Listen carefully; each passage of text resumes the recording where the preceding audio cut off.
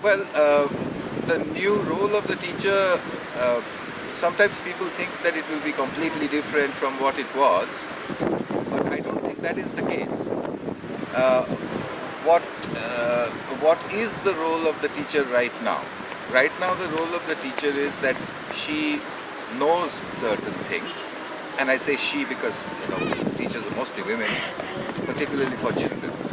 So she knows certain things and she is going to try and transfer that knowledge to the child. The big change is that the assumption in the old system is that the child has no other source of knowledge, almost no other source of knowledge other than the teacher.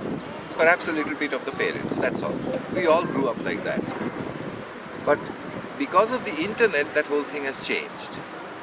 So now the child actually has a very large source of information that is available to him or her at any time at all.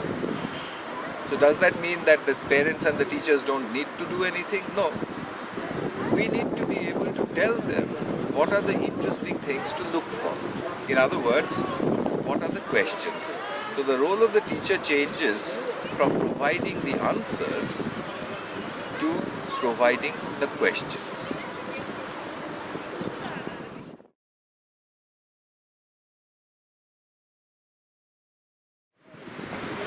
It depends on what you mean. I think what you mean is that what if children run into inappropriate material on the internet? This is the big fear in everybody's mind.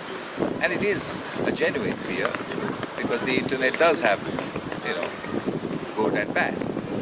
Like anything else. I mean, I might say that there are books also which have good things in them and bad things in them. So, do we need to curate the internet? Well, first of all, it's not possible to do that. It's not possible to build firewalls that are effective enough to keep out only the bad things and leave the good things. In a good firewall, the best that I've seen, a lot of good things also get blocked off. So that doesn't serve our purpose. On the other hand, the children are going to grow up in an open internet society. You can't stop that. So is it not our job to somehow explain to them or have them discover what they should do on the internet, what are good things to do on the internet, and what are not so good things to do on the internet? That's the job. It's not a policeman's job. It's an advisor's job. To develop a conscience for the internet. Like any other thing. I mean, you can go into a supermarket and you can buy a kitchen knife. But you know what you have to do with the kitchen knife. And you know that the kitchen knife is not meant for sticking into other people. That has been taught to you by someone. That's the thing we have to do with the internet. That's the kind of treatment that we need.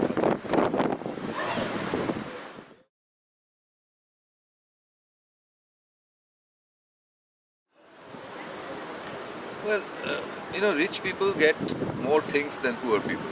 It's not just education, it's anything. Whether it's clothes or it's food or it's houses or whatever. That's the way humanity is. We have this division.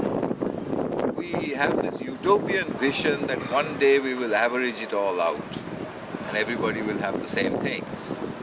I say it's utopian because we've tried it for about 10,000 years and we haven't succeeded so far. All that we've got is this big divide between the rich and the poor. So when it comes to the education, in country after country, the statistics will show that the children of rich people do better than the children of poor people. I know it sounds terrible, but that's what the figures show. What does that mean? It simply means that the rich people can spend more money on their children and the children get the benefit of that money. There are exceptions. There can be a brilliant poor child, but then that's not the rule. What can we do about that? Well, I think again the internet does have a leveling effect. If I provide free, open, public and safe internet access to children, it doesn't matter if they're rich or poor. They have access to the same material. And then if I allow them to work together, then I further reduce that gap. So while I say this, am I sure that it will close the gap? I'm not sure at all. But what little data and experience I have seems to point out that basing the education system on the internet will help towards reducing the gap that is caused by money.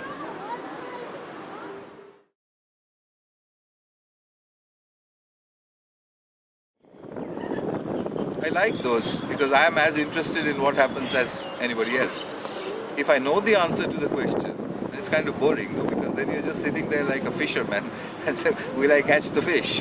Okay, because I know what the answer is. So that's not very interesting. And it's funny to think that teachers are probably the only people on the planet who ask other people questions to which they themselves know the answers. And that's kind of silly. If you ask me, what's the way to your hotel from here? Or if I ask you, okay, tell me the way to my hotel from this conference. And you say, you have to go straight, turn right, and then turn left. And I say to you, well done, very good. That's what a teacher does. It doesn't make much sense. Change in education. That's a difficult one. I mean, what can we say? I would say this not just to Bulgaria, but to a whole range of countries, perhaps to in any country on the planet. We are at a point in history where looking back at the past and being driven by the past is not a very efficient way to move forward. It used to be. There was a time when you could have said, this is how it used to be done, so we will do more of it. But that's not the case anymore. We have to find our own ways. And perhaps a little less emphasis on how good it all was before will help us to move forward. So I would say to Bulgaria, look ahead.